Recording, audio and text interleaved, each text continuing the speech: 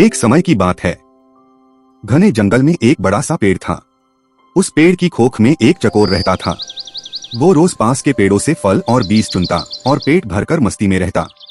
दिन बीतते गए, महीने बीते, साल बीत गए। चकोर अपने छोटे से जीवन में बहुत खुश था।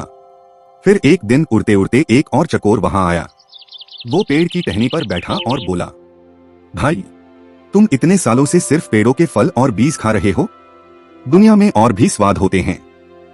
खेतों में जो अनाज उगता है, चावल, गेहूं, वो बहुत स्वादिष्ट होता है। कभी स्वाद बदलकर देखो।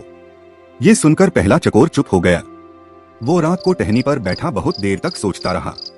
शायद ये सही कह रहा है। क्यों न मैं भी नया स्वाद चखूं? अगली सुबह वह उड़कर दूर दूर तक खेतों की ओर गया। वहां एक खेत में हरी हरी धान की फसल लगी थी। उसने कुछ कोमल पत्तियां चखी और खुश हो गया।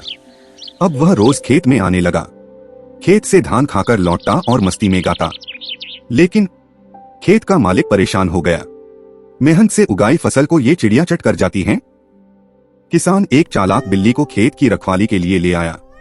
बिल्ली अब हर रोज खेत में बैठी निगरानी करती। एक दिन दोनों चकोर फिर से खेत में आए और बिल्ली ने झपट्टा मारकर उन्हें पकड़ लिया। तुम दोनों चोर हो, लेकिन मैं न्यायप्रिय बिल्ली हूं। बताओ, पहले अपनी बात कहो। मैंने तो सिर्फ रास्ता दिखाया, खाया इसने। मैंने तो बस स्वाद बदलने की कोशिश की थी। बिल्ली सोच में पड़ गई, फिर बोली, न्याय तो यही कहता है कि दोनों को सजा मिले। बिल्ली दोनों की ओर झपटी, लेकिन तभी पेड़ों से उड़ते हुए कुछ और पक्षी आ गए। उनमें से एक तोता चिल्लाया, रुको बिल्ली, तुम न्याय नहीं कर सकती, तुम तो खुद मांस खाने वाली हो। न्याय तो वही कर सकता है जो निष्पक्ष हो। यह सुनकर बिल्ली चुप हो गई। किसान भी वहां आ गया। अगर तुम सच में भूखे थे तो चोरी क्यों की? मेहनत की चीज को बिना पूछे लेना गलत है। दोनों चकोर शर्मिंदा हुए। हमें माफ कर दो।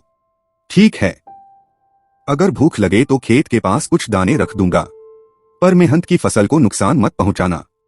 जंगल में फिर से शांति लौट आई। चकोर ने एक नई सीख ली, स्वाद बदलो पर स्वभाव नहीं। अगर आपको ये कहानी पसंद आई हो तो इसे लाइक करें, अपने दोस्तों के साथ शेयर करें और ऐसी ही मजेदार और सीख देने वाली कहानियों के लिए हमारे चैनल को सब्सक्राइब करना न भूलें। धन्यवाद।